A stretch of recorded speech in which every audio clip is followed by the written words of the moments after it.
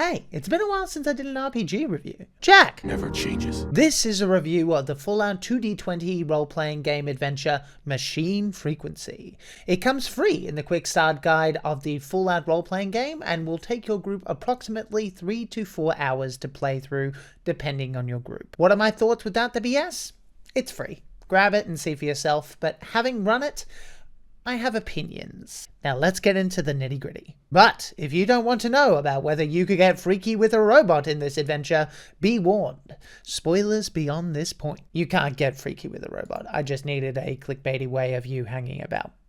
So if that's what you needed to know, no. But maybe. No. But maybe. Please assume the position. I ran this game at Table Flip for their Fallout event, representing my company Dungeon Master on Demand. You can find us in the link below. The adventure is set in the Commonwealth Wasteland, where Fallout 4 is set, and if you're a Fallout fan like myself, that should probably set off alarm bells. Fallout 4, I don't think is too controversial to say, is the least RPG of the Fallout RPGs. It focuses more on combat and doesn't have nearly the amount of attention to detail paid to how characters might want to solve problems in different ways. Unfortunately, the adventure follows in the footsteps of Fallout 4.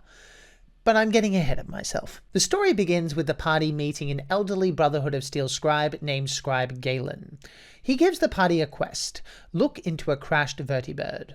Further inquiry will reveal the crash itself is the result of an EMP blast, and the sound heard from the last chatter from Brahman's Crossing has an odd frequency sound, just like the sound that is heard right before the vertibird crashes. My first bit of advice is to make all of this information available. Put dice rolls on them if you like, but I would advise that the penalty of failure be something like time lost, rather than losing the clues entirely. I would also add a particular motivational tool on top of this. Chances are your party has at least one Pip-Boy between them. My suggestion would be to have the Pip-Boy be malfunctioning before the adventure starts, and that taking care of whatever is causing this weird frequency is likely the solution the party needs to fix their broken Pip-Boy so that they can navigate the wasteland without any further issues. The next scenes are travel and are therefore optional, but I would say if the players are Fallout fans, this is likely going to be the part that they will enjoy the most.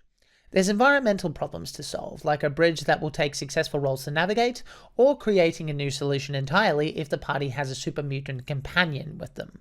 Incidentally, super mutant companion? Really bloody hard to say. They're strapped vehicles with booty inside, rad roaches to fight, and it's overall a fun time. Eventually, the party will run right into the middle of a combat, with a Brotherhood Knight. Eventually, the party will run into the middle of combat, with the Brotherhood Knight Helen Layton doing presumably their last stand amidst the aforementioned crashed vertibird, with Protectron robots approaching. Combat follows, and I do want to give the adventure writer credit that they have the stat blocks of the bad guys the PCs are fighting on the same page as the encounter itself. Very handy, very much appreciated, thank you Modifius. Assuming the players help and Knight Layton survives, it's up to the Game Master to see if they would provide assistance to the heroes. Whatever you decide, eventually the heroes will hear about how the signal they were going after seems to be broadcasted or skipped through a town named Bleakford, which happens to be a highly radioactive town full of ghouls. More random encounters follow, and this part of the quest is trying to find the signal booster that is broadcasting that strange signal that the players have heard. You can see why I wanted to make this something that affected the players directly. The cool thing about this part of the adventure is you decide either beforehand or in the moment where the signal booster is located. The adventure provides for any of these locations. It could be in a chapel, a Red Rocket station, a radio tower, or a water tower. Either way, this is a perfect moment, especially if they have Knight Layton with them to get themselves into some ghoul combat. And if you think they'll enjoy the challenge, throw a toughened glowing one at the party. That should be fun. Upon recovery of the antenna, the party gets another radio signal from Galen. Well, I have good news and bad news. The good news is, killing that booster forced our friend to increase power to their local signal. Their signal has more bars than Good Neighbor. Bad news, a couple of hotheads from Bunker 441 are already on their way. I can't get through this interference to warn them about the robots. They'll be going in blind! And so we enter Act 3. This has the PCs heading for Joint Base Lewiston, where, surprise, more combat awaits. This time, it's 2 Brotherhood Knights and many, many robots protecting a human. That human is Dr. Testridge, the adventure's antagonist. The party can make a stealth test to get around or get straight into the combat. Over time, eventually Dr. Testridge will retreat to enact her plan. Become an Assaultron robot and achieve immortality! This is where things get a little sloppy. We as Game Masters do not know why any of the events that led us here to this moment have happened. Is Dr. Testridge evil and attacked the Brotherhood on purpose? Was it an accident? And more importantly, why is she waiting until now to become a robot if the option was always there? So, we will need to answer those questions ourselves. Grab the duct tape. It's time to fix us an adventure. Hello, I hope you're enjoying this review. If you are, please note that I stream Sunday, Mondays, and Tuesdays on Twitch. You can find me in the description down there. You can also support me on Patreon if you want to see more reviews just like this. Now back to the show. The fact that we are fighting against a scientist makes our job as storytellers harder, because one would assume she is not stupid. Picking a fight with the Brotherhood of Steel, especially in the Commonwealth where they are among the strongest factions, is absolute insanity. Therefore, my suggestion is that the robots attacking the Crash Vertibird and the signal that is interfering with radios and the party's Pip-Boy is the result of the power required to modify the Assaultron to allow her to assimilate Dr. Testridge's body into it. This also allows us to have it be a more desperate moment for her, because if she activates the Assaultron process when the party arrives, it will take her brain out of her body, making it a one-time trip, which will be doubly bad if she calculated anything about the transfer wrong.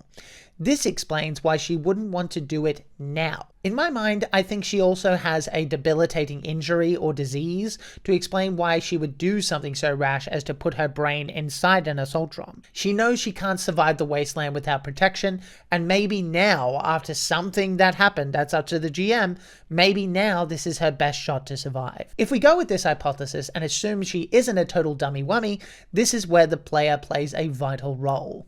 Assaultron or no, she would not stand a chance against the Brotherhood, especially if she ended up killing those knights outside. In this way, the players have more agency. Wow. They can convince Dr. Testridge to stand down, but this will mean surrendering her robots. The party can turn on the Brotherhood if they like the idea of a reward from Dr. Testridge. I would suggest a surgery that improves their intelligence by 1 if they agree to help her, or something like that. Of course, the surgery could go wrong, but they don't need to do that. The party could shut down the power of the facility. The party could blow up the facility, perhaps even with the help of Dr. Testridge, to keep the facility out of Brotherhood hands. The party could help Dr. Testridge to run, in her robot body or not. One thing is for certain, the Brotherhood will not turn a blind eye to this technology boon. After all, they are technology thieves. Conservationists. Frog in my throat. Whatever the party choose to do, eventually they will take care of the problem of the boosted signal interfering with their Pip-Boy, and the adventure is done. So, hopefully you can see what I was hinting at the beginning of this review. There is a ton of combat in this adventure, which is fine, but it is a role-playing game.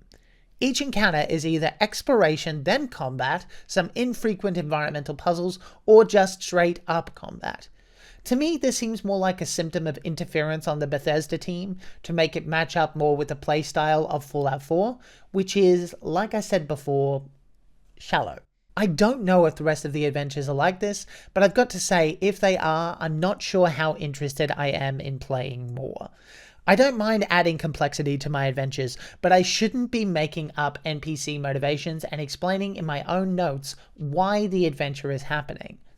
That's your job as adventure writers. That's what we are paying you for. All this aside, it's free, and the game is fun as a one-off. But I had to fill so many gaps as a GM to make the story relevant and the story make sense that I felt a little cheated, even at the price of free. As a campaign starter, nah, this ain't it. There's just too much that the GM has to make up that honestly I would say take the idea of it and use it to make something fun yourself that utilizes everything that Fallout has to offer. You can find the adventure on the Modiphius website or DriveThruRPG.